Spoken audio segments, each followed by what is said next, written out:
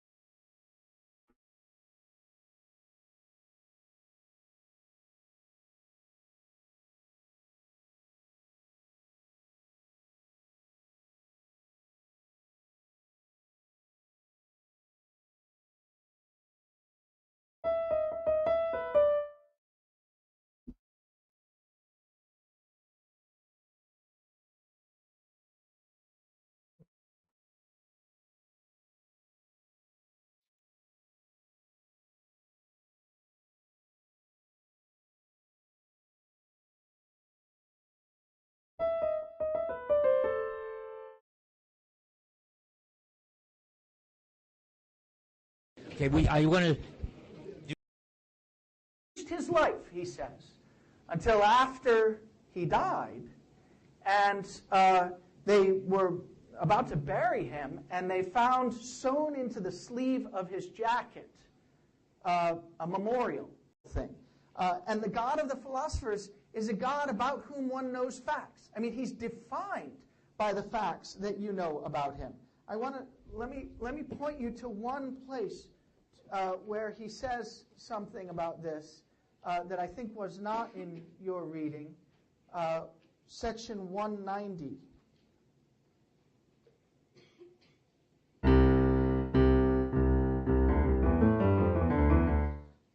And everyone see section 190? What page is that on? 57. The metaphysical proofs for the existence of God are so remote from human reasoning and so involved that they make little impact. And even if they did help some people, it would only be for the moment during which they watched the demonstration, because an hour later they would be afraid they'd made a mistake.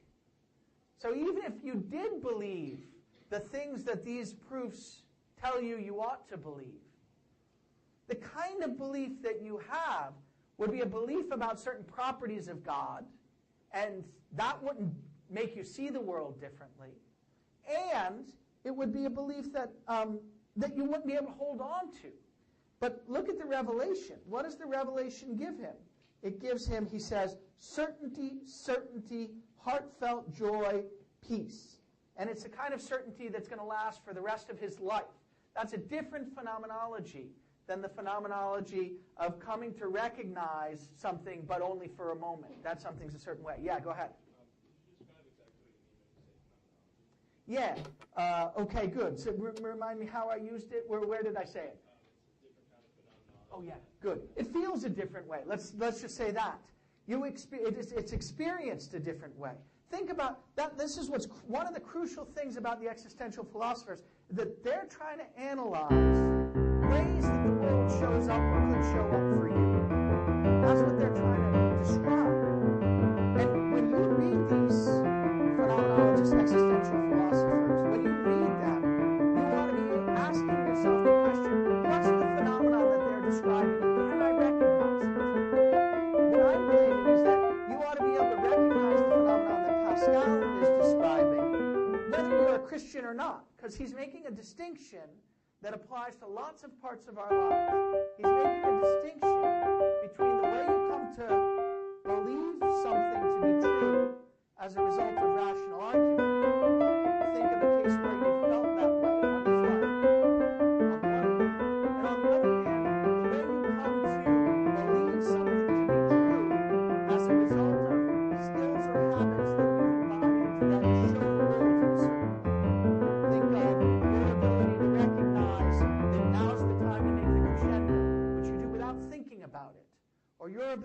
recognize that it's time to throw to second base, which you do without thinking about it if you've got the right kinds of skills. And if you do think about it, then you don't do it as well.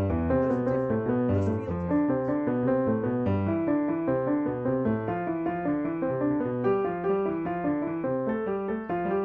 Phenomenology would be the opposite of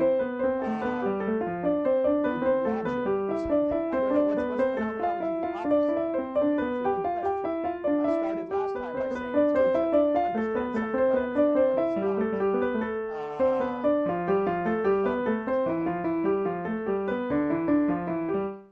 They're describing experience, not what you should be experiencing or must be experiencing given your perceptual system, and how things actually look to you when you're experiencing. Yeah, so I never thought about this. Go ahead. One thing that they say every once in a while is that they're describing experience, not what you should be experiencing or must be experiencing given your perceptual system, and how things actually look to you when you're experiencing.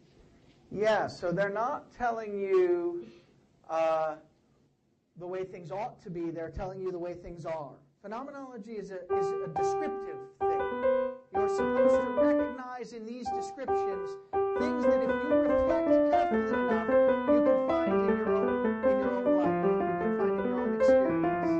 So that's the opposite of, well, I can give you an example. That's the opposite of, here's a way to describe the distinction. Who knows what a utilitarian is?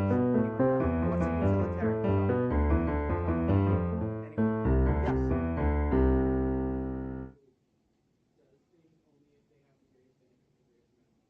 Okay, so you're wondering whether I should do this or that, and you do a little calculation. You say, well, this one creates a certain amount of benefit for a certain number of people, and this other one creates a different amount of benefit for a different number of people, and since this one creates more benefit, I should do this one. That's a utilitarian calculus. That's very different. That's a kind of logical decision process. That's very different from seeing immediately that this is what needs to be done.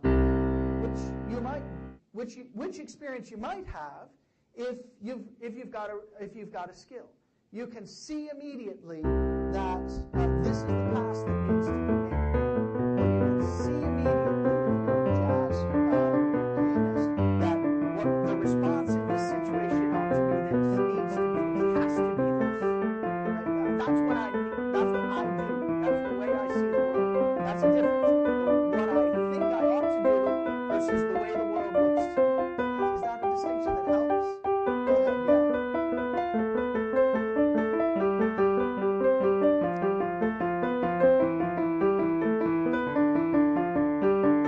Good. Okay, so that's true. I mean, there's something true about that. What he said was, sometimes you do things immediately when you haven't got a skill. Like, for instance, if someone throws something at you, you flinch. And that's and I think there's a difference. I think there's a difference because, let me see if I can say what the difference is. I think there's a difference between a reaction, instinctive and reflexive, a reflex, on the one hand, and the experience of being drawn to do something as a result of having the skill for recognizing that that's what needs to be done. Now, what's the difference? I think the difference is that with a reflex, you can't stop yourself. That's true, right? With a reflex. If someone throws a ball at me and I instinctively go like this, if it's really a reflex, I can't stop myself from doing it.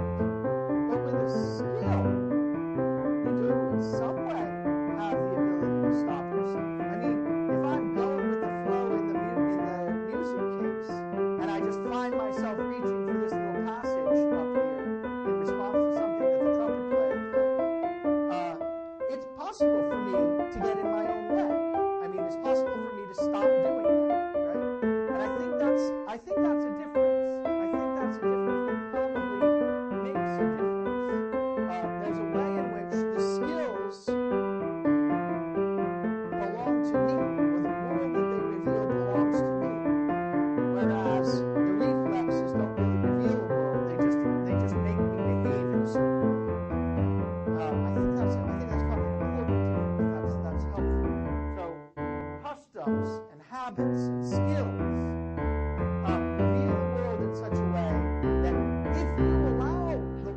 to be given to you, it will be. And it'll give you certainty about what you should do. But you can get in the way of it and keep the world from being revealed that way if you do something wrong or if you decide to. I think that's important. So, we're not, let me see what I need to say. Let me pause for a moment. Is this, have you guys got questions? Is this yeah, go ahead.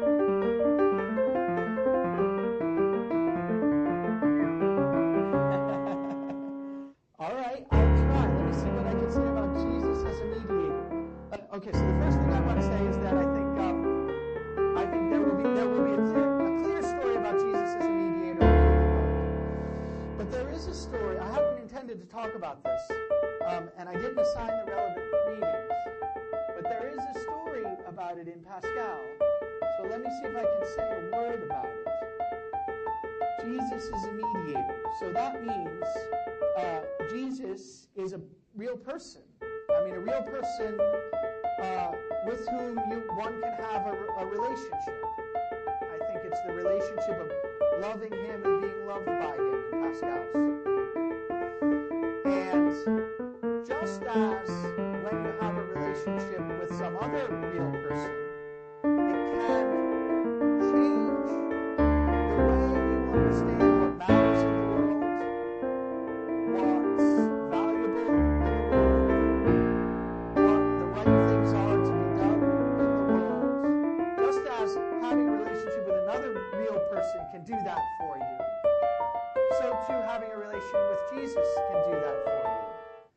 And in particular, now I don't claim to understand all of this, but I'll say the words that Pascal says.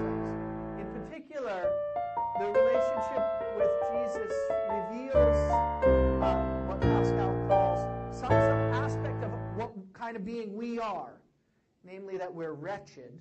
That's his word for it.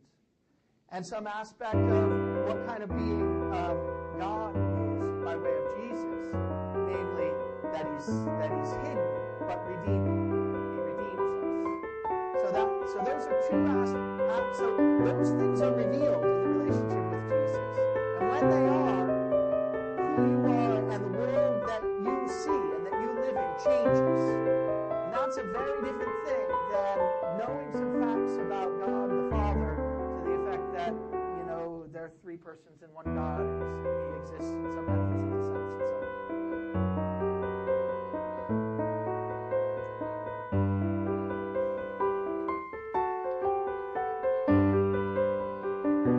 I think he is hidden. I think Jesus is hidden in the following set. Well, let's go on to this. What does it mean to be hidden? I think that's a good question. That's the question. What does it mean for God to be hidden? God is something like the ground of our existence. God is something like whatever it is in virtue of which the world shows up for us in the way that it does, as Christians in Pascal's case. What does it mean for that to be hidden? I think there are at least three things it could mean. Let me ask, does anyone have any sense? You read this, and I told you beforehand, that's what we're going to talk about. God is hidden. Does anyone have any clue what it could mean other than that he's in the burning bush and doesn't show his back, right? Or shows only his back? Because that's a kind of hiddenness, but we don't know what that means. I think that's partly right. I think that's right. So what he said was that God exists in such a way that he doesn't make you believe in him. If you don't want to believe in him, you won't. Right? God reveals himself. So that is one kind of hiddenness. That's a crucial kind. I think that's the kind that Pascal is clearest about. God is hidden in the sense that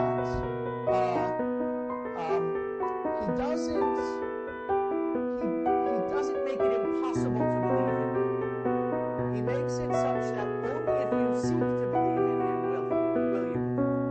Good. I think that's right. I want to go more into that in a moment, but let's see if there are others on the table. Yeah.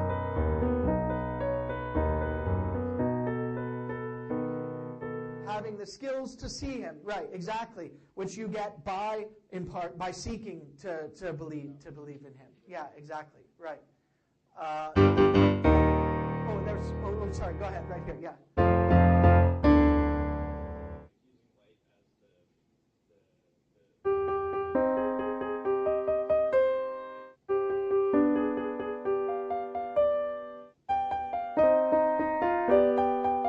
Yeah, that's it. That's the same. That's exactly right. Yeah, in the back there. Yeah, rower. Sorry. Sorry, what's that? I think so, yeah. No, back there. Sorry, yeah.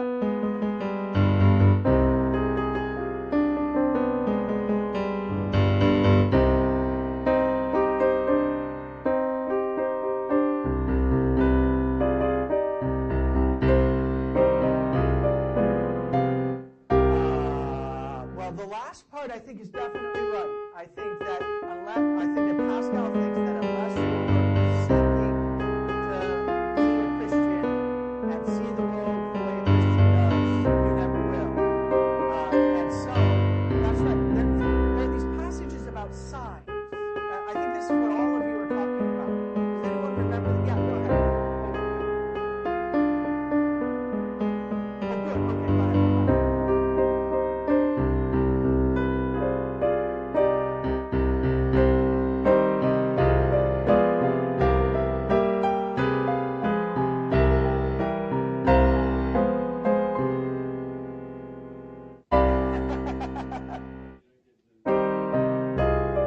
That's right. Although you do have to have the relevant kind of humility and recognize your own wretchedness in order to be able to have Jesus as a redeemer. So there is a way to do it, but you have to be involved in the way by seeking.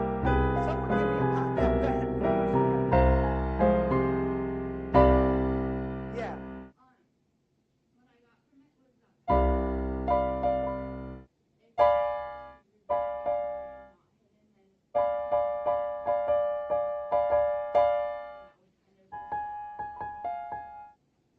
I think that's true. Why would that destroy the concept of faith?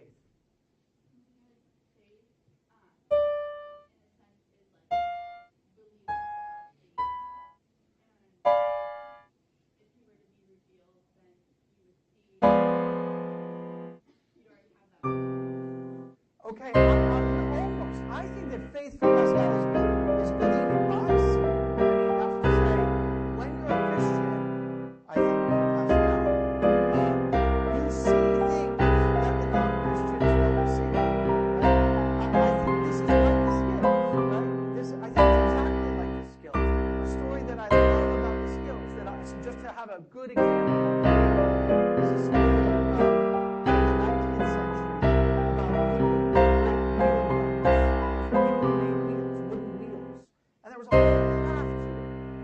to go into the forest and cut down the right trees at the right time of the season. You had to store them the right way so they would dry in the right way and dry them the right way. And then you'd have to have the skills for cutting them. You'd have to know what you were cutting them for what kind of vehicle that was going to go across what kind of terrain. It was intensely complicated. And a terrific historian wrote about this. And he said, look, what happens is I could explain this piece of ash is lousy for making wheels, and this piece of ash is great for making wheels.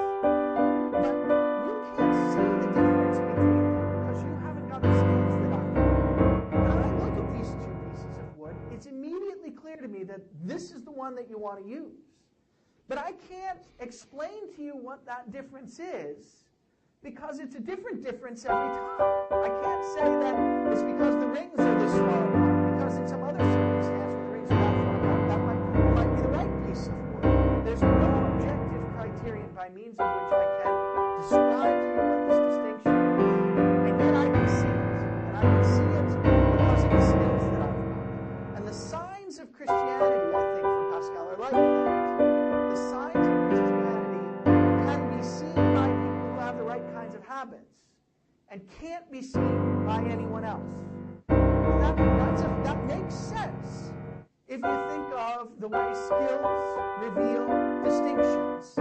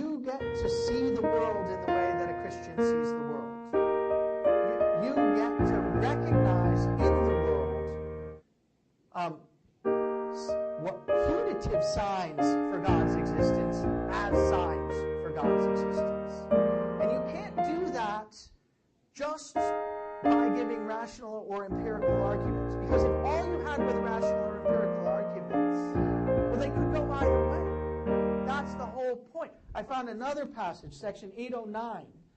I think this is not among the ones that I gave you, but it's short, and it's revealing. He says, incomprehensible that God should exist, and incomprehensible that he should not. That the soul should be joined to the body, that we should have no soul. Both of those are incomprehensible. That the world should be created, that it should not. That original sin should exist, and that it should not. Both the thing and its opposite are both incomprehensible. And that means that you couldn't decide which one of those is true by comprehensive arguments, by rational arguments, by comprehending, by believing through rationality alone. All those things, these are what Kant calls antinomies. The thing and its opposite are both equally provable by rational methods. And what that shows you, according to Pascal, is that the rational methods are totally irrelevant in this domain. That's not where you should be looking, because the rational methods won't allow you to distinguish between those two claims. What you need is the ability to see the world in a certain way. And you get that ability by means of skills and habits. That's one kind of hiddenness. I think, yes, go ahead.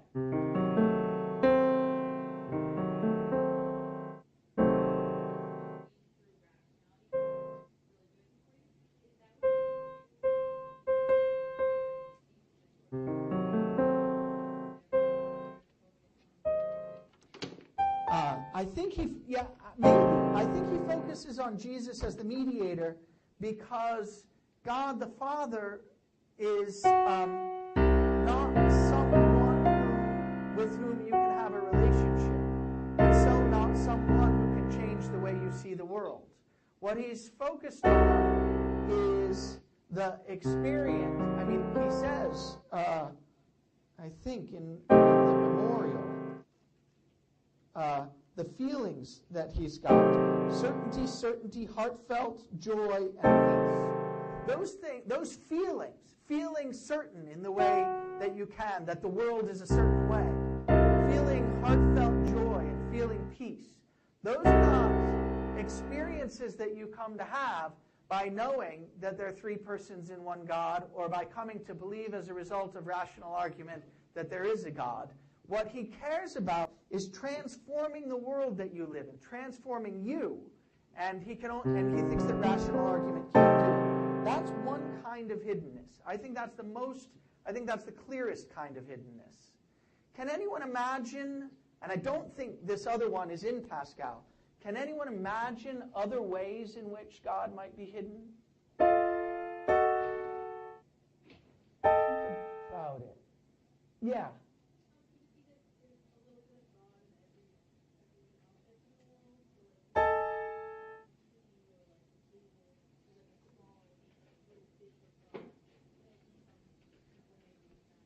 Yeah, that's a kind of pantheistic view, that God is in everything.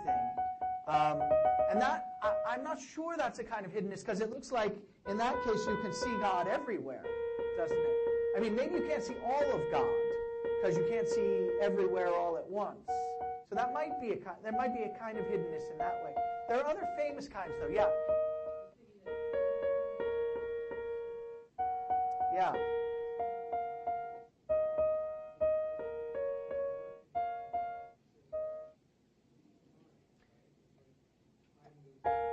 And that's true for Pascal, of course. That's right. Only if you seek, and only if you adopt the customs and habits, are you going to be in the position to be graced with a belief in God. So that's true. Yeah.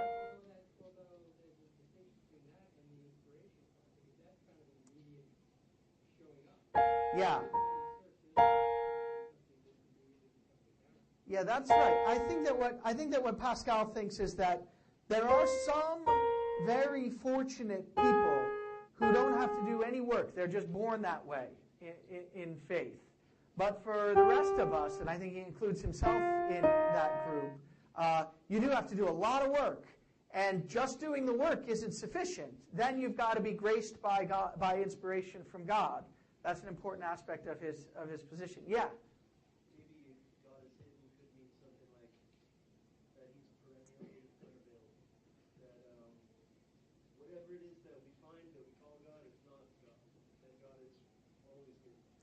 that God's completely hidden, that you could never have any relation to it. Well, not necessarily that, but that the God that we had a relationship with is not God proper, but that God.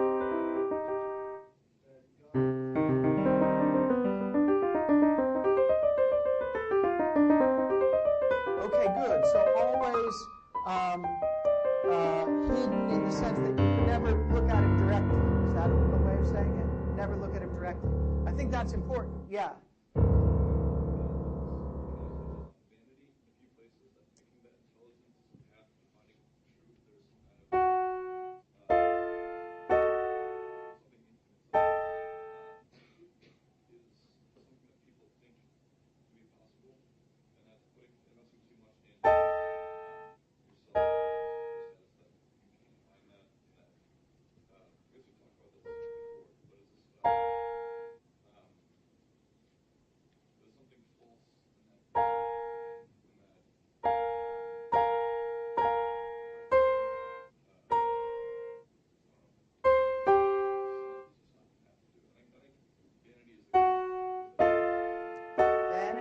So you can hide God from yourself, so to speak, if you search for him in the wrong way.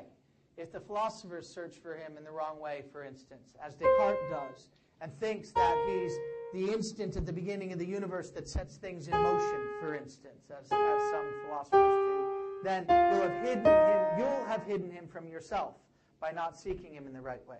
Yeah, go ahead, try one. Good. Okay. So let me just try another way in which God might be present that would be a way of being hidden. Because this is by contrast with what Pascal thinks, I think. Here's a famous way that God could be hidden. Mystics of various sorts claim to have a direct revelatory experience of God that has the following feature. Dante, at the end of the Divine Comedy, says this about the direct revelatory experience he had of God. That it was so overpowering and so overwhelming and so blissful and so ecstatic that, A, you never wanted to be out of that direct experience of God. And B, once you were out of it, nothing you could ever say would even come close to approximating it, and even your memory of it would fail to be anything like an approximation of what the original experience was. So he could be hidden from us as a result of our cognitive inadequacies. That's a different kind of hiddenness. That's the kind of hiddenness according to which there is this direct revelatory experience of God, but it's hidden from us in the sense that you could never capture it or say anything about it. Yes? That kind of sounds like with reason, how you can't hold on to that reason and how you like to make mistakes later. Good. I think that's probably right. I had not made that connection, so let me think about it for a second. Pascal will complain about this. Pascal does not think this is the right way to think about the hiddenness of God.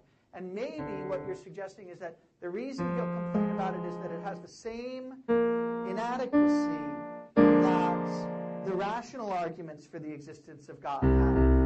Namely, that they don't change the way you see the world. They don't change you. They don't change the world you live in. I wonder if that's true. We could ask whether that's true. It's certainly true about the rational arguments for the existence of God. I think it might not be true about the mystical experience of God, though I'm not sure why. I mean, Dante, for instance, says that his world was changed once he had this revelatory experience, and he wanted to go write about it and convince others that they should have it and show them the world as he'd seen it, even though he could never really approximate this experience.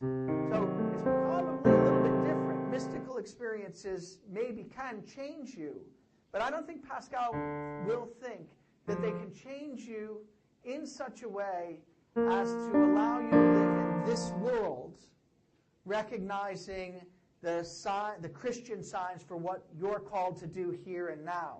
The mystic is sort of taken out of this world. And Pascal, the existentialist, thinks that you get an opportunity to live in this world. Okay, so those are two kinds of hiddenness. The first one, let me just say them again, is the hiddenness that goes along with the idea, in lots of passages that we saw, that God gives signs for his existence and also signs for his non-existence, and that no rational or scientific arguments could ever decide between the two, so that in order to come to be a Christian, you've got to do something other than give rational arguments for the nature of God. You've got to live in a certain way. You've got to have the right kinds of habits and skills, and when you've got those, they'll reveal the world to you in a certain way. The second one, the mystical one, where you have this direct experience of God and you can never say anything. I think the first one is really in Pascal. I think the second one is not in Pascal. I think there's a third one that is almost in Pascal, and it's the one I want to end with. I want to show you where I think he comes close to saying this, one that I'm about to show you, if I can find the place. 234.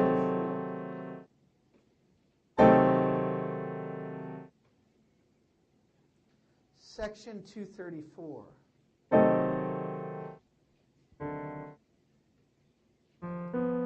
can't remember if this was in your reading or not, but it's one sentence. God wishes to move the will rather than the mind.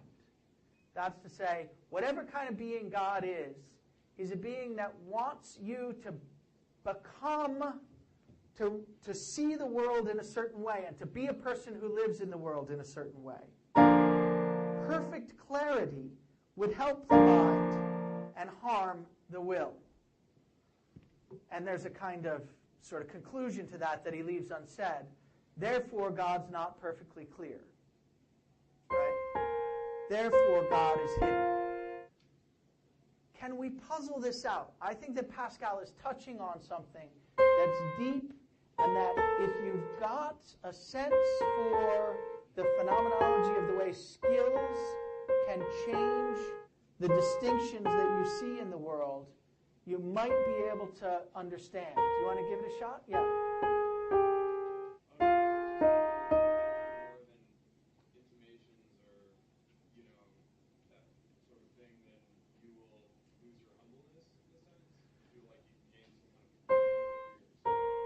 That's certainly true. He thinks the philosophers who think that they've given rational proofs for the existence of God have aggrandized themselves instead of God. He says that about them. And the goal ought to be to recognize, to have the experience of recognizing your wretchedness and God's greatness, and in the context of that, seeing the world in a different way, seeing the signs for Christianity as signs. So that's true. But what about this part? So I wasn't thinking about the last sentence, which I didn't even read, humble their pride. You're right that that's in there. What about this? What does it mean to say that perfect clarity would help the mind and harm the will? That's the thing that I'm interested in. How would perfect clarity about God's existence? Yeah. Oh, you haven't said anything yet. Go ahead. Yeah. Well, I was just going to say that to everyone, it would give us a rational reason to believe it because we have this evidence, but we lose our will to search for him, and we lose.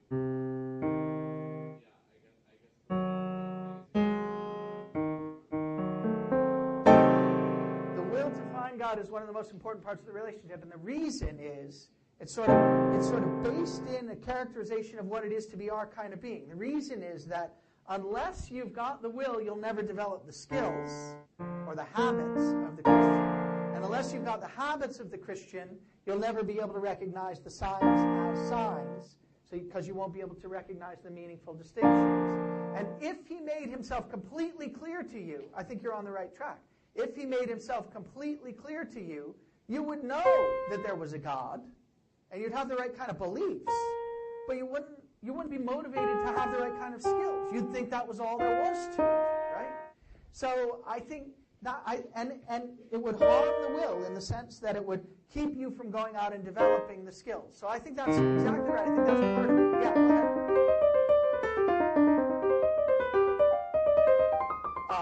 Good question. You have certainty and peacefulness and heartfelt joy. Those are the things that he says you've got. But I don't think you've got clarity. I think that's right. Any more than you've got clarity. Now this is the move I want to make. I don't think this is quite in Pascal, but I think it's close to being in Pascal. You don't have clarity when you've got inspiration about God any more than you've got clarity about your skills for playing the piano or passing the ball in basketball or something like that when you're in the midst, when the world is showing up for you in virtue of those skills. If you had clarity about your skills, they wouldn't reveal the world to you. If you had clarity about God, then he wouldn't be what it is that reveals the world to you. God is what gives you this mood of certainty and joy and peacefulness. That's on Pascal's view, to be in those moods in your life is what it is really to be a Christian. And when you're in those moods, the world is revealed in a certain way. Certain actions are revealed as appropriate, others as inappropriate. You have certainty and clarity about what you're supposed to do. But you don't have certainty and clarity about what it is in virtue of which you're supposed to do that. That's to say, God revealed to you through the skills that you've developed for becoming a Christian.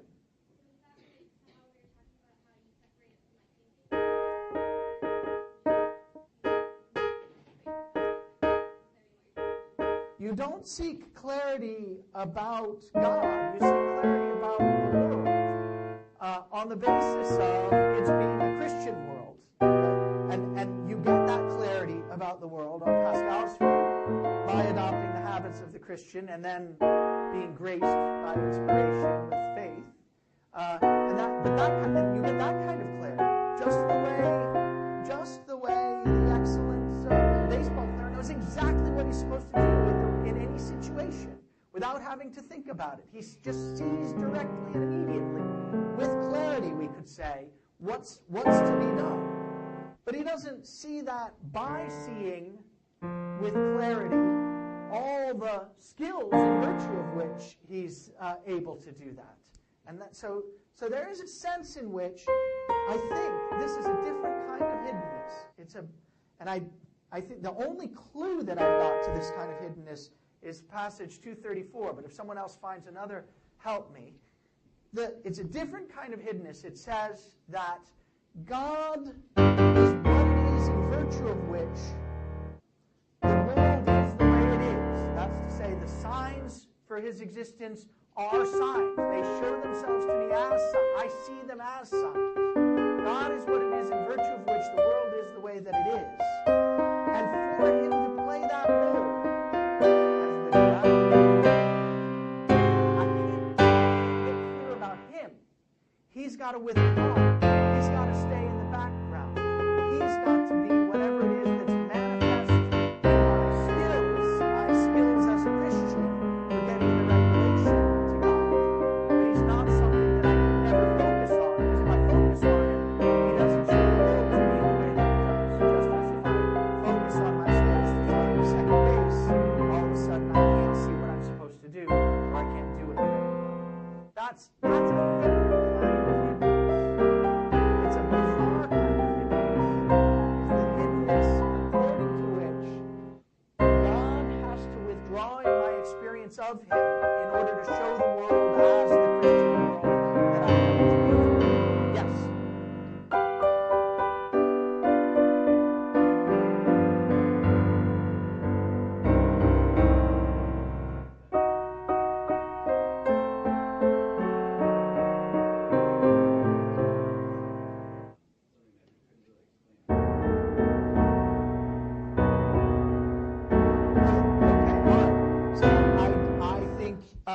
It was certainly a revelatory experience. And it was certainly, I think, an experience sense. I think that's right. I mean, I think that's what it means to say God of Abraham, Isaac, and Jacob, not the God of the philosophers. If it were the God of the philosophers, the presupposition of the philosophers is that God isn't hidden. God is that about whom one can say definite and determinate things. He's got an essence, and you can, by rational argument, discover what it is. That's not a kind of hidden God. So far, we agree that the revelatory experience shows God as a hidden God. Now, so why do I think the relevant kind of hiddenness isn't the hiddenness of mysticism? It's a good question. Why do I not think that? It's because I don't think the mystical story plays very well with the habit story. The habit story, habits and skills and customs, those are just exactly the right kinds of things to talk about if you're going to talk about hiddenness. Precisely because habits and skills and customs have to withdraw into the background in order to reveal the world in a certain way. And that kind of, I mean, maybe there was also this other kind of, I can't possibly say what it was about, but he is saying what it was about. He's not saying, like Dante says, no words could ever come close to describing what it was to be in that experience, to have that experience. And I never, when I was in it, I didn't ever want to leave it. I don't ever want to do anything other than be in it now. It doesn't seem to have that quality. It has a different kind of quality. It has the quality of revealing something to him on the basis of which he can go on for the rest of his life with certainty and joy and heartfelt peace. So that's my intuition. If you find passages in here, though, where it really looks like he's more of a Dante-type mystic or a Meister Eckhart kind of mystic or something like that, let me know, because I'm happy to find them. That's it. Yes, one last question.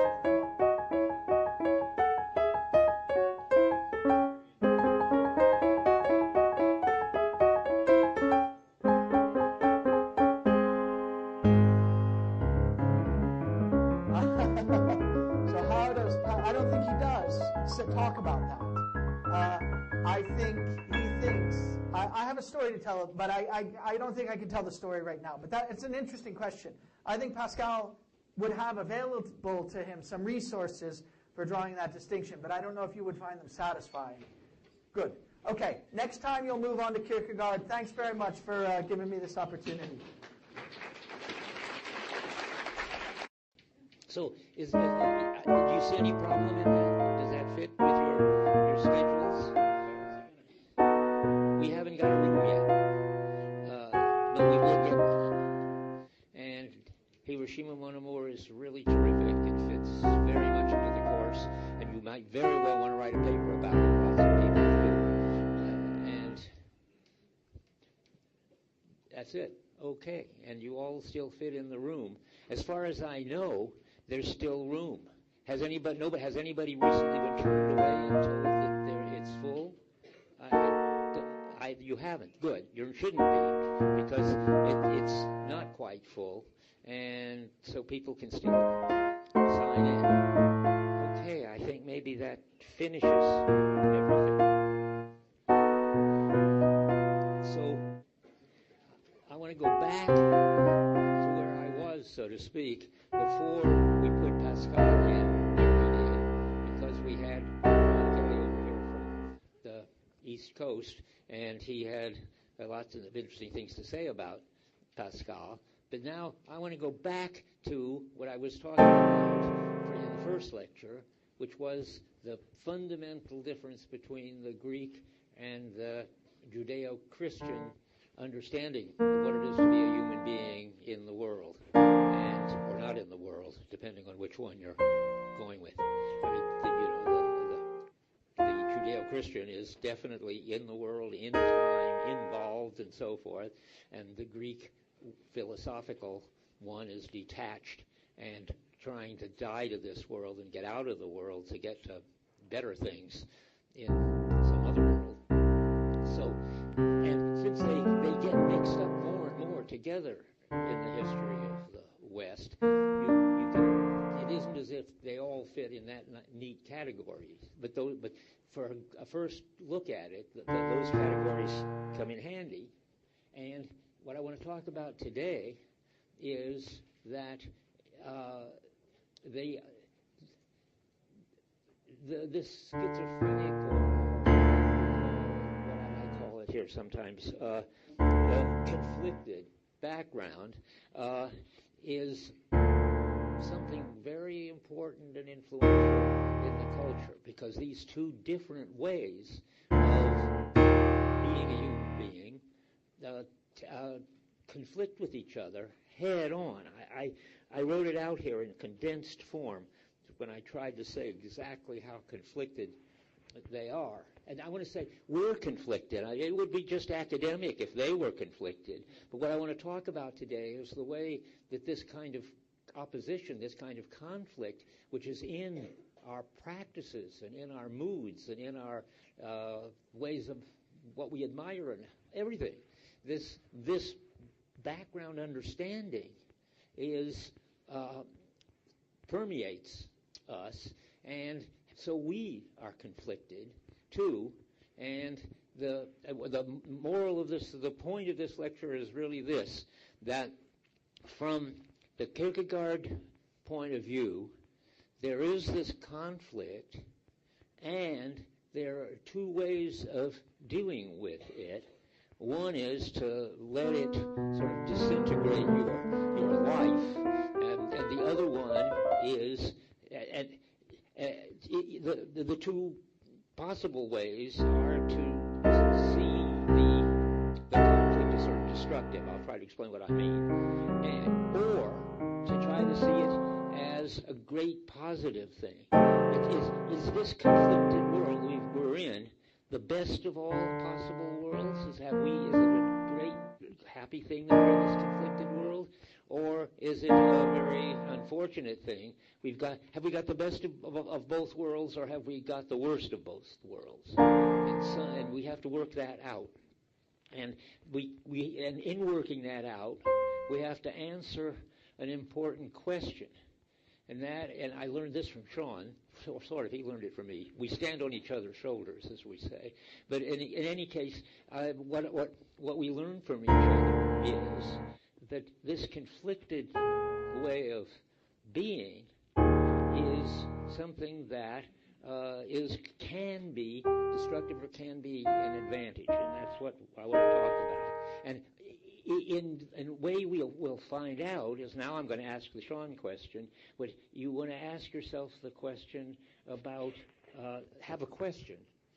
I propose a question, Abraham, as understood by Kierkegaard, and the question is, what is there about Abraham that makes him so important, the father of the faith, the one who's really done it right as far as how to live as a human being?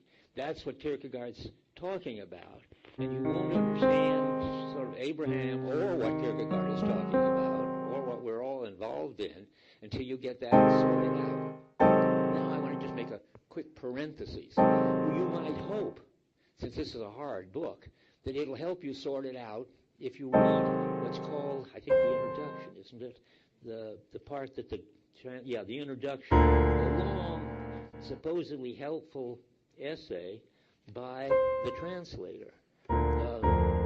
And I'm afraid, and who's a good friend of mine, Alistair Hannay, I think the translation, the introduction is hopeless. If your time is valuable, you shouldn't bother to read it. It doesn't help understanding what's going on at all. And the reason it doesn't, and it'll become sort of clear as we go on, is that he doesn't seem to have a sense of what the phenomenon is. You'll hear me say that over and over. When you want to understand these hard books that are worth the struggle to understand them, you've got to figure out what the phenomenon is, what the experience is. That is the basis. Hola, ¿cómo We estás? want to know what Abraham's experience is and how he reacts to it. And if you don't know that, you just get playing around in complicated terms like the particular and the universal, which are especially messed up, I think, in the introduction. Anyway, I really, really mean it. You've got better things to do than read the introduction. It's not going to help you understand anything. And what's better to read the Kierkegaard over and over. Okay, so now None other unparentheses. by Sorry about that, Alice. Hubert Dreyfus, He's listening. the inspiration to Because he's just Hubert written an article, Farnsworth, very the just. professor I in just saw it first about when was that? Futurama. 2 weeks ago or something. The article begins. Bert Dreyfus has had a big influence on the A little. understanding of Heidegger, and this is unfortunate. Or it's Kierkegaard. Kierkegaard. I've listened to this before, so doesn't understand it. so I don't have to So concentrate now too you have much. to make up. That's a new big question. Luckily. Meta question. Who is right? Either of us? Well, neither of I've us? listened to a different version of it. Right, you've got to find out This is why you the have latest that version. faith, but to get there, you have to understand what the Do you know, conditions are under which people live let me pause it for a in sec. our culture, such that Abraham can be the father of. Do you know Elden Ring? Have you heard of Elden Ring? Or do you know the story, the lore?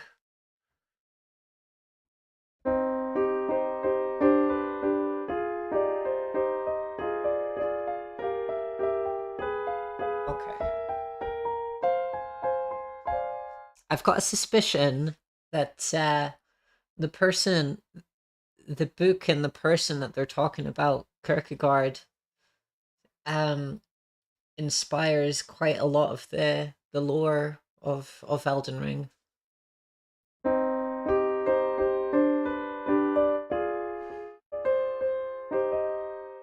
Yeah. So yeah. If you did know, you might have found it quite interesting.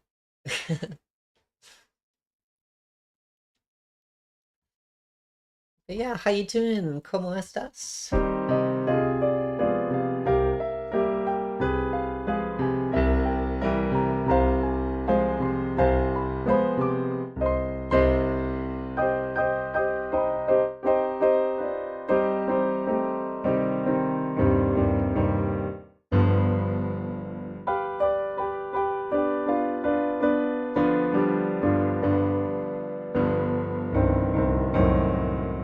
Your stomach hurts. Oh no. What's happened?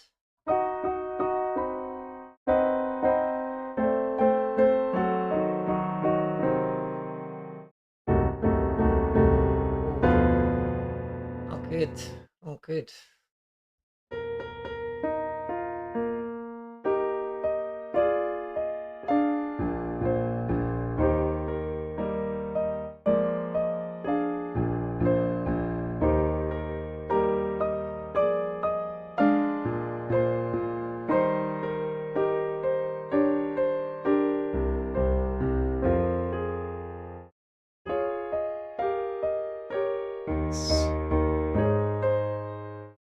Uh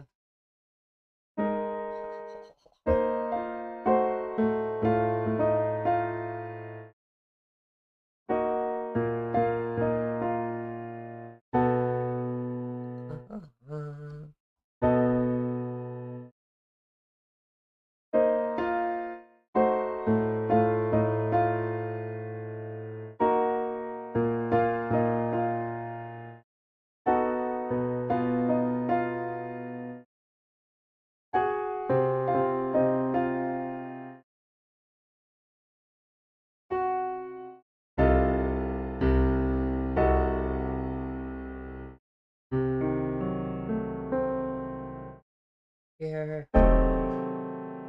And then oh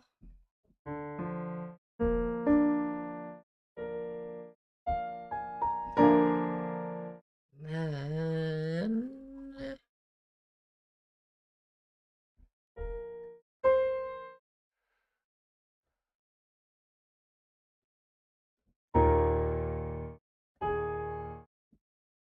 And I think we keep that.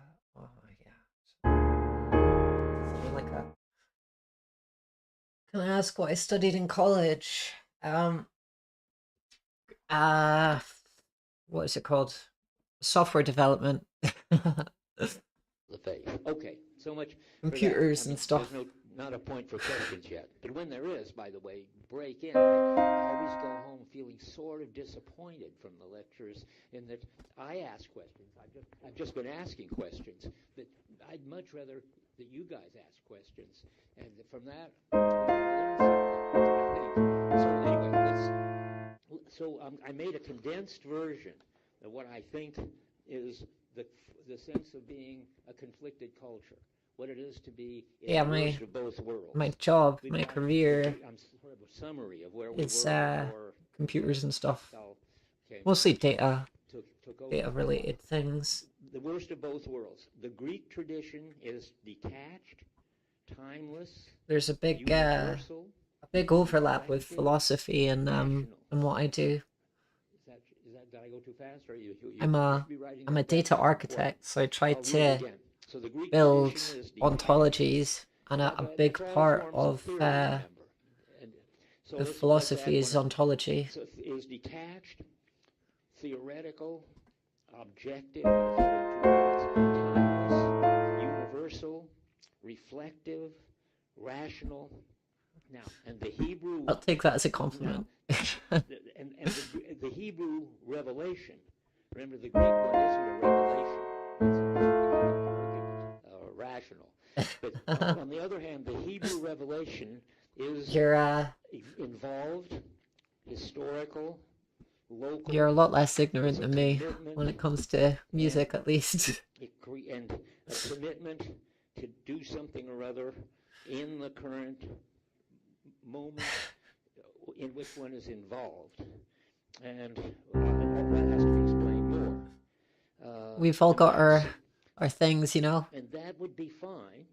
We could have there's something valuable about both these understanding reality. But the trouble is that they both are trying to sort of take over everything. So the philosophy. So Yeah, me too. out when you try to say Me too. things that are important in the Judeo-Christian way of experiencing, what you get, you can't help but explaining it, saying it, what you want to talk about, and it always turns into philosophy because it's the Greeks who've given us the language in which to express these fundamental, important understandings of what kind of being we are. Well, what it's kind of being it's the meant world to is. That's a Greek question. it's meant to And there be are a lot of Greek answers, and they all logical. undermine the fundamental experience. So if you can follow So I'm the going to logical think about thread, that. it just I makes picked up sense. the wrong page here, so I have to figure out where I was going to say it. This phenomenology is very different, though. Well, that's interesting. Okay, this It is doesn't matter. There's two important things to say. yeah. There's a lot of history. No, here it is. Okay. It's I guess it's a lot older than music, so there's probably a lot more to. There's the threads longer. There's more of them. The assignment for next week yet, have we? I don't think so. Okay, it's time to do that. And so we should go on and assign page 83 to 95 in the preamble. You have so far read, I hope, 56 to 82. Is that what we told you to read? Yes. No. What did we? Up to 71. 3 to 95 is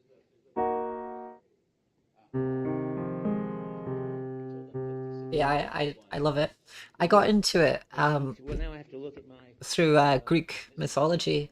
You know, I heard about people like Pythagoras and Socrates and Aristotle, and You're supposed to read all of found them. out that they're real people who wrote Let's interesting books. make sure here. At least Yeah, well, Socrates didn't, we but got still. 56. Is that the Exactly. The There's beginning, so much 56, whatever, and that's the preamble from the heart. yeah. There's so And much then interesting there's things to learn. Number 1, which is 83 to 96. And you know, they're only like Yeah, 3,000, 95. 2,500 Okay, years I got ago. the table of contents where they begin and They're end. just like us, you Okay, know. We haven't now we got evolved that much up since there. then. So that's Ah, okay, okay. I mean, we've only gone up to 71. Yeah, it's a small world. So Tuesday will go from 71 to 82. yes, and some of it may not, fall exactly in place where Yeah, where Pythagoras I is tell pretty it to, awesome. but it'll be nearby somewhere. Yeah. Okay, so now I've got this, and let's go back to our cultures. Is it a well-tuned, It's quite what's it called, incredible clavier? to have a conflicted culture like this.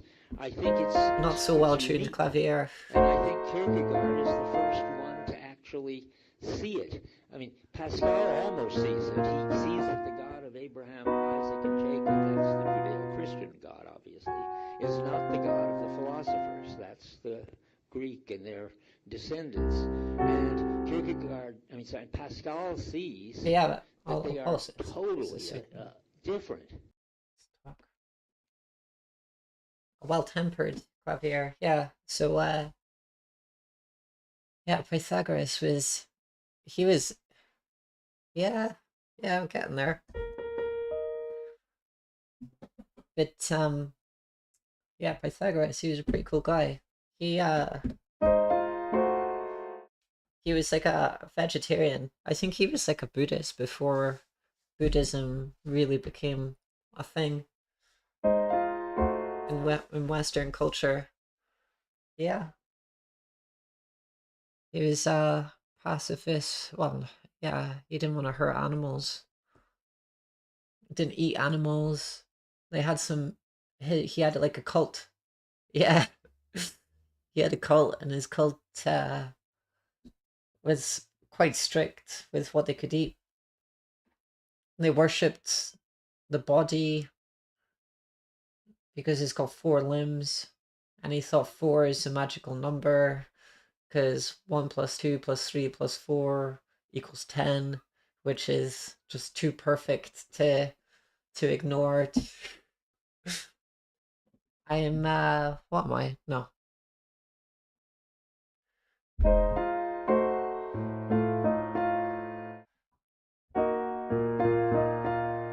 You're all about the ratios.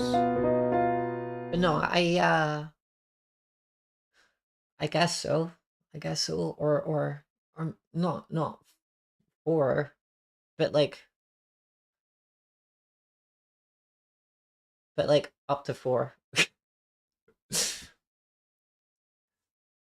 Or 4 is a magical number. I know. It's no, I'm not vegetarian. I consider being vegetarian. But do you know there's a religion called Jainism or Jainism where they take vegetarianism to like the extreme. These are the people that who get like a peacock's feather and brush in front of them when they're walking so they don't step on anything, so they don't accidentally step on anything. And they filter their water through this very fine mesh to make sure that they're not accidentally drinking any bacteria. But every time we breathe, every time we move, we're probably killing billions of bacteria. More cells in our body are bacteria than us. So I feel like there's no way to avoid it. So so my philosophy is if I am yeah exactly. That's what Aristotle says as well. But if I am eating meat, I try to do it justice. So if I eat a chicken, I like to think that I would if I was the chicken, I would be happy being eaten by me. So I tried to, I tried to, yeah, not be a hypocrite.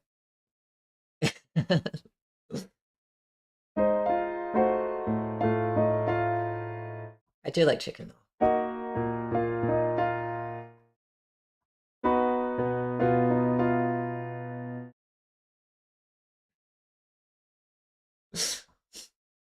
I do like chicken too, yeah.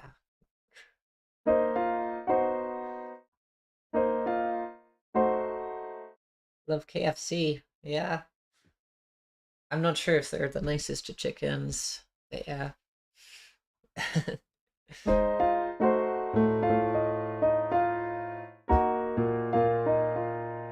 Oh, oh, yeah. Sorry, not sorry. Yeah, I mean, as long as you're not wasting it, I'm sure the universe doesn't mind too much that you're eating one of its offspring. um,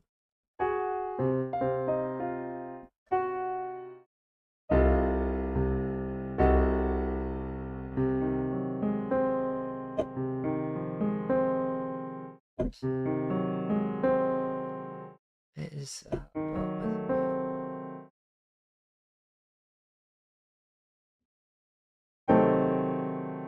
and then do the bees. I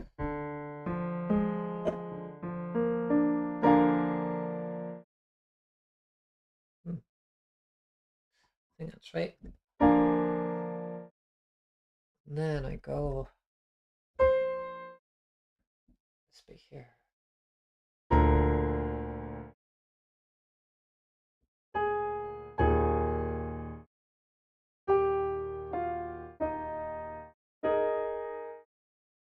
And then that's the third page. Oh my god. I think I've been practicing this for 2 months now.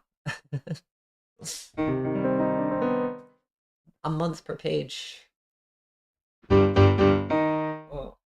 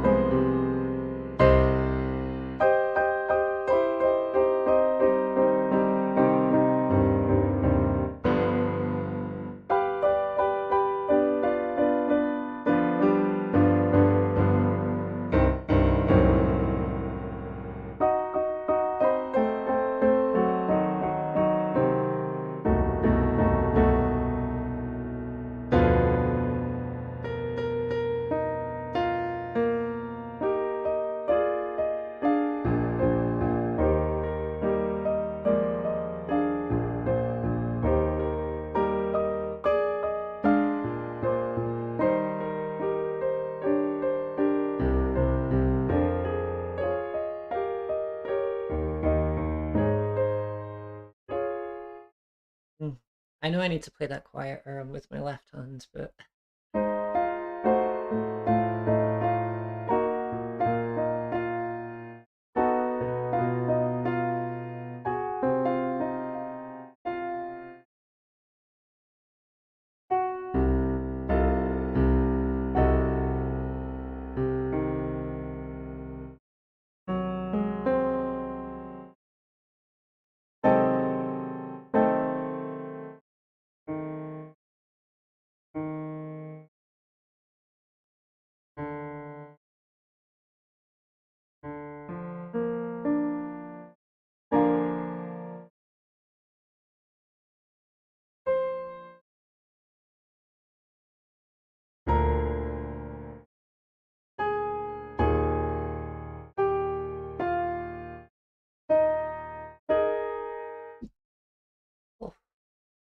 Woof, woof, woof. I'll put the philosophy back on. But I don't think he sees that they're totally opposed, that the culture really has got this conflict in it. And that's what I want to talk about for a minute. So, because it turns out, I mean, just so you don't get lost, to understand Abraham and what Abraham is doing and why it's paradoxical and important and frightening and dangerous, but valuable. All of this is going on at once. To understand that, so you've got to understand that these two ways of understanding us and the world are opposed. And in a way that I think, and you may be able to tell me about some things that I don't know about, I don't think any other culture has got this kind of conflict built into it. The nearest I can think of is, well, in China, Buddhism and Confucianism, I imagine, are two different ways of understanding the world. But they, I think, complement each other or ignore each other, but they certainly don't fight with each other, I don't think. For those of you who know about the Chinese universe or world, have I said anything wrong and stupid? It may well be. I'm not an authority on this. But if good, nobody knows anyway. And if I'm wrong, it'll come out. It'll come out in office hours. Don't forget, I have office hours. What do I have? Tuesday, Wednesday, 3 to 5. Okay. So.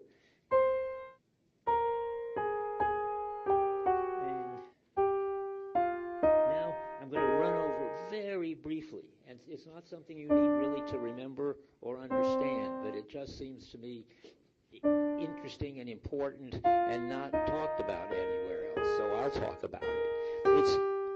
It's what do we do when you're in a conflicted culture, which seems to be totally conflicted, totally committed to the Greek way with all of the terms that I read you, which is one way of life and thought and so forth and hope and the other one, both of these are in there. What do you do about it? Well, I think you can't do anything about it except continue to throw yourself into the Judeo-Christian experience and put it into Greek concepts, which unfortunately kills it.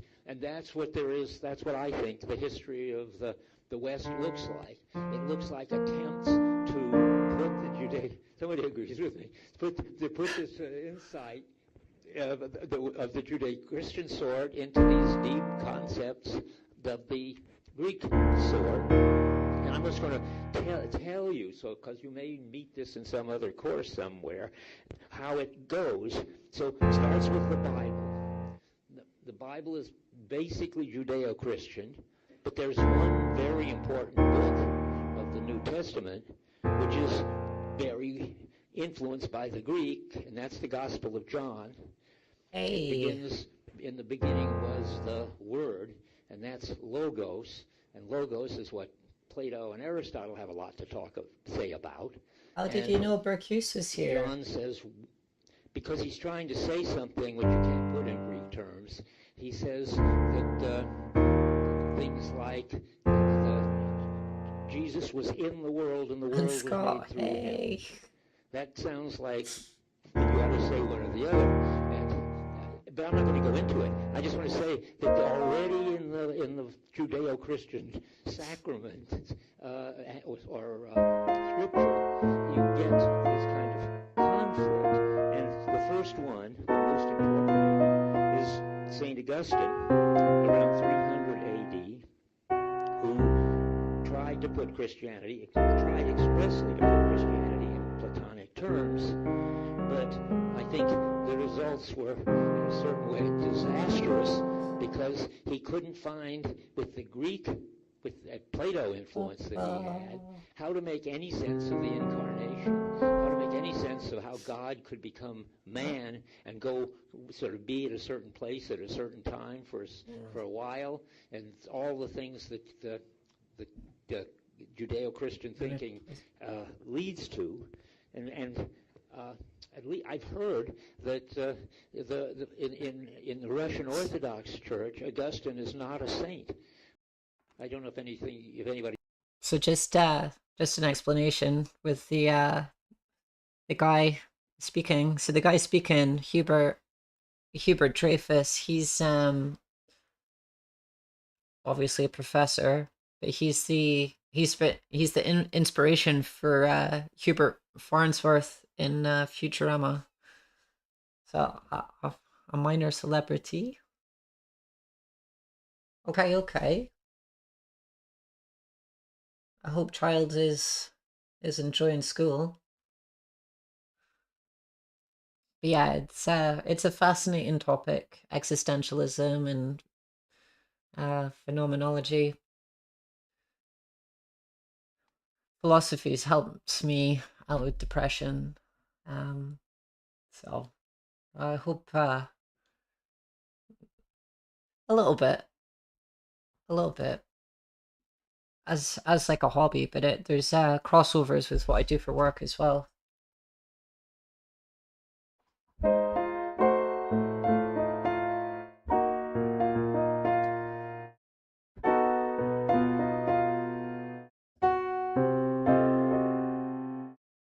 Oh, really?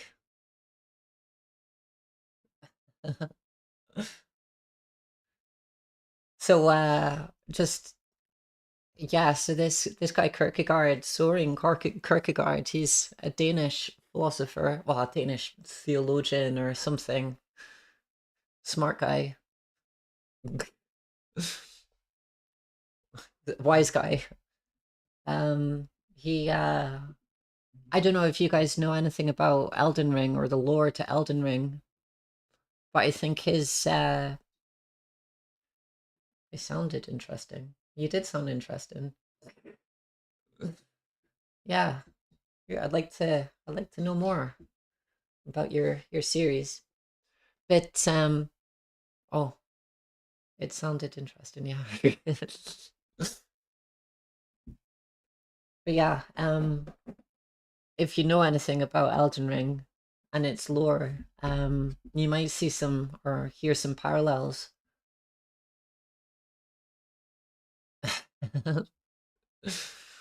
Yeah, okay.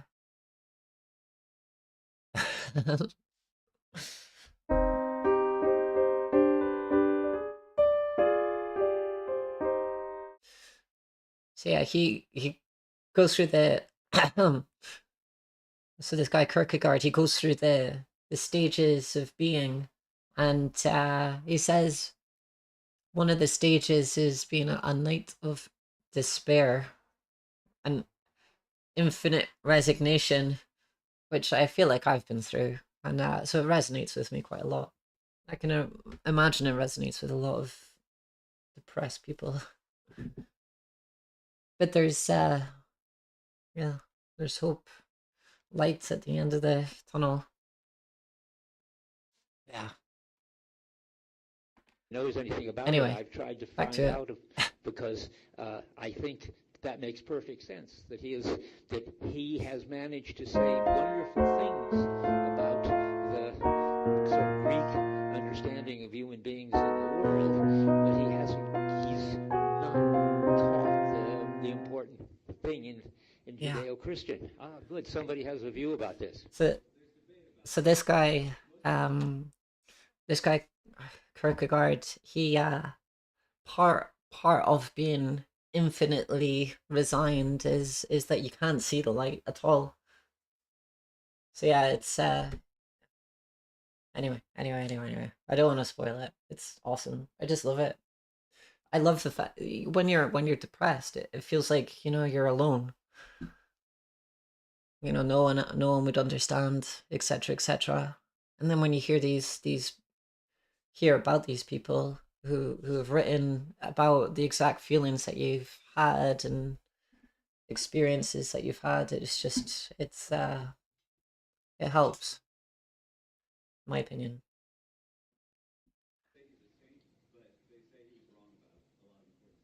Well, that would be good, that he could have a saintly life but that he can't put it into words without betraying it, and that's a sensible thing to think. So, and after him, where are we? So there's Augustine. Oh yeah, I wrote, he can't make sense of the creation. You see, this is like kind of review. For the Judeo-Christian thing, important new things come into being in time, like the world. But for the Greeks, the creation doesn't make any sense. The world has been sort of cycling from the Big Bang to the big collapse to the Big Bang, and it will go on like that for forever. So Augustine doesn't have an important place for the creation, as far as I know. And that's what comes when you try to put Plato, which some of you, how many have had Plato in some course? Okay, so Augustine is trying to use Plato to understand the Judeo-Christian story, and as he says, he gets it wrong. And then, so we got another try with St. Thomas Aquinas. Where's B, my writer on the board? Right down up there. We got the Gospel of John, we've got St. Augustine, and now we got Thomas Aquinas. And he tried to put Christianity in Aristotelian terms. For the record, I'm not Christian, I don't think. So I'm not trying to preach, by the way. And that around 1300, and Dante takes up that and makes a big, beautiful poem about it, the Divine Comedy. The Divine Comedy is the most perfect expression of what is fundamentally not capturing the Judeo-Christian tradition, but something mystical. And you can see it in Augustine, that in the end Aristotle sort of takes over, or the Greeks take over. At the end of the Divine Comedy, Dante, who's been said he was going to write a poem, and no one ever written about their lady, their girlfriend. And he has indeed written such a poem. In the middle of the book, all the chapters of the Bible, as sort of made up as figures, march by, and in the middle of that procession there's a carriage, and in that carriage there's some figure with a veil on so you can't see who it is, and over that carriage angels are flying, saying, "Blessed is he who comes," and then the person in the carriage takes off the veil. Can you guess who is there? The history of the Bible leads up to this person. The angels flying overhead say, "Blessed is he who comes." Who could it be? Well, it should be Jesus. I mean, if you're a Christian, but it isn't in Dante. It's Beatrice. He did write a poem about his girlfriend that like nobody ever wrote before, namely that she was God, and that didn't capture what the Judeo-Christian tradition was trying to get at. And in the end, sort of the non-Christian story gets, how can we put it, takes its revenge on Augustine, on Dante, if you want to put it that way. What becomes of Dante? How many read the Divine Comedy? Probably not for a lot more than I would have thought. Good. Anyway, what happens to Dante at the end of the Divine Comedy is important for understanding the way not to understand fear and trembling. It has something to do with what's wrong with Alistair McIntyre's translation. That is, what happens to Dante, who is totally life devoted to Beatrice and to politics, namely politics in Florence, in which he was so involved that he was exiled and is writing the Divine Comedy in exile and so forth. What happens is that in a certain way he gets wiped out. Dante does, because he sees that he has an experience of God so overwhelming that he's just blissed out, and there isn't any Dante anymore. That is, the last lines of the Divine Comedy are, my will became one with the love that moves the sun and the other stars. That's got to do with Aristotle's view that God is the prime mover, and the prime mover is moved by love, and everything is moved by love of the prime mover. It's fine Aristotle, but it's not good Christian Judeo, because there's no Augustine anymore. There's no Dante anymore, because what defined Dante, what made him an important individual, was his love of Beatrice and his commitment to Florence. And what happens, his love of Beatrice gets wiped out by this divine radiance. She's there looking at God. He's there looking at God. They might be looking at each other in God, but Dante doesn't say that. They're all just wiped out by this mystic. It's really a mystical experience. Dante is a kind of mystic, finally. There's something so wonderful, blissful, fulfilling, that he can't remember it, he says, he can't describe it, but it's the ultimate meaningful experience, but it's not Augustine. And that, and for Florence, I forgot, and looking down at Florence from the supreme sphere where he's gotten in his travel from Florence to God, he now sees Florence and the politics in Florence as the sort of trivial threshing floor. That is, he's lost all of these defining commitments. So that's what happens to him, it seems to me. What you could say, mystical contemplation finally trumps involved action.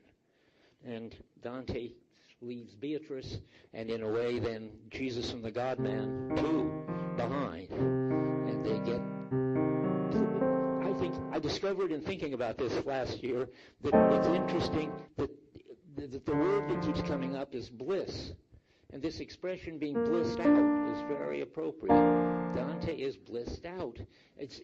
What would it be not to be blissed out? It would be filled with joy. You can be filled with joy and keep your personality. The one who goes on and on about joy is Luther. Luther doesn't want to be absorbed in the divine radiance. Luther has all kinds of commitments in the world, and he writes music about the joy of being a Christian. And now three more people I want to mention. Okay, 300 years after Aquinas, we get Descartes. Descartes, the very important figure, he defines modernity insofar, I may have said this, if I have, tell me to stop. What's Descartes, to sum it up, is so important that you are all Cartesians completely, and so am I, because he defined us as subjects who contemplate or conscious of objects. Don't you all think that you're subjects and you're conscious of objects? That wasn't the way it always was. Once upon a time, we were creatures, and these were God's creations in the Middle Ages, for instance. And there have been about 6 different understandings of who we are and what this is. But Descartes has taken over. I mean, we all now, in some way or another, think of ourselves as our self-sufficient, conscious beings whose minds and perception are directed toward self-sufficient objects with properties. And you can do a lot of interesting things. You can do science that way.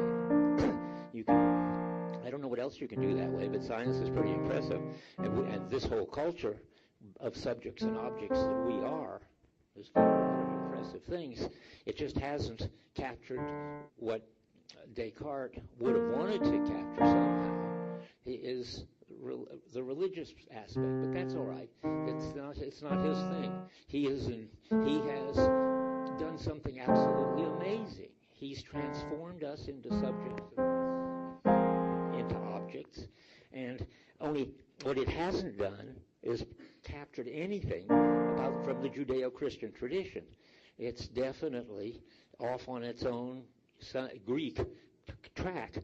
I'm gonna need to go. And that gets us, one of the reasons I wanted to go through this, besides the fact that I think it's fascinating, guess who's next on the list? after Descartes in roughly 1500. Aha. The next.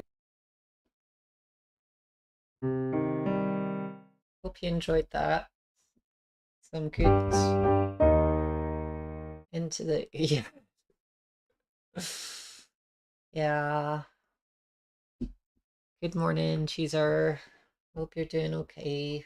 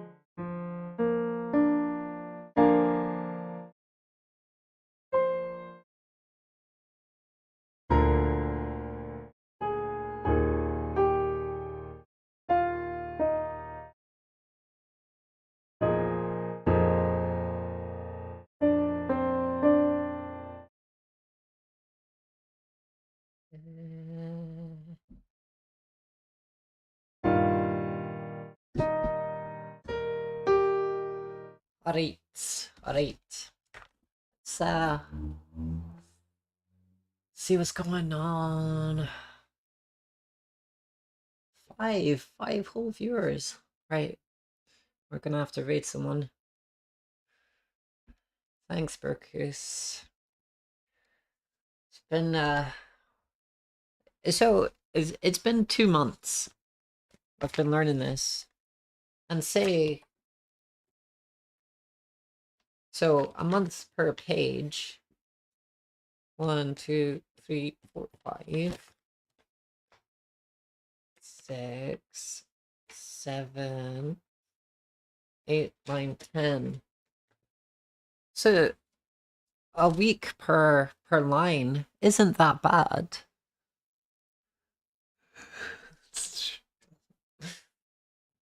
Well, it's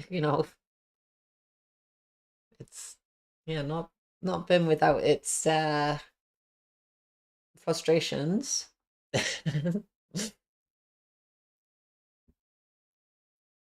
Right, let's go say hi to Sarah Mahoney.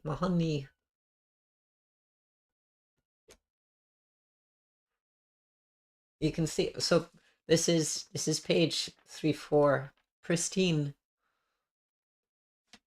And I wonder how long it's going to be like that.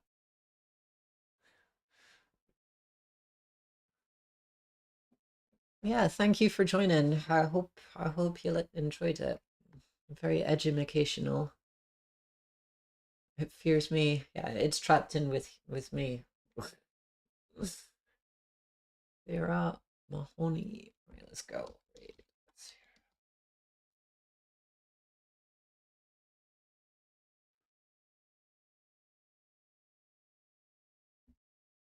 Yeah, I'll see you there. Wrong user. Was it? What do you mean? Oh, you're right. Sarah Mahon. Yeah. How do I cancel? Cancel. Cancel. Cancel.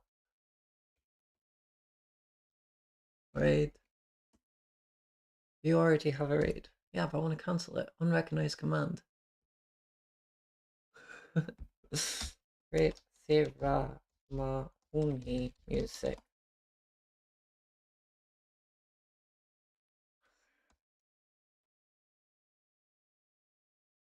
Go. You already have a raid. How do I? Okay, raid. No, cancel, cancel, cancel. Gosh. Whoops. How do I cancel? Raid cancel? Raid cancel. Cancel. Raid. On raid. There we go. You do not have an active. Oh my. Yeah. I feel like such a fanny. Oh, raid Sarah.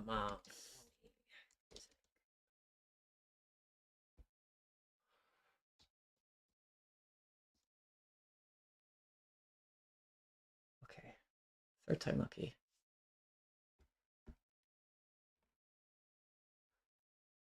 There you have it. Hey, thank you. Thanks, Brookus. If I ever get affiliate or whatever, you're gonna be like a VIP mod. Alright, see you there. Bye. Ciao, ciao for now.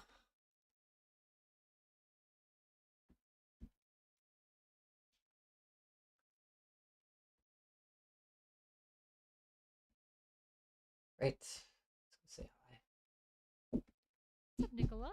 Hello, how was your stream?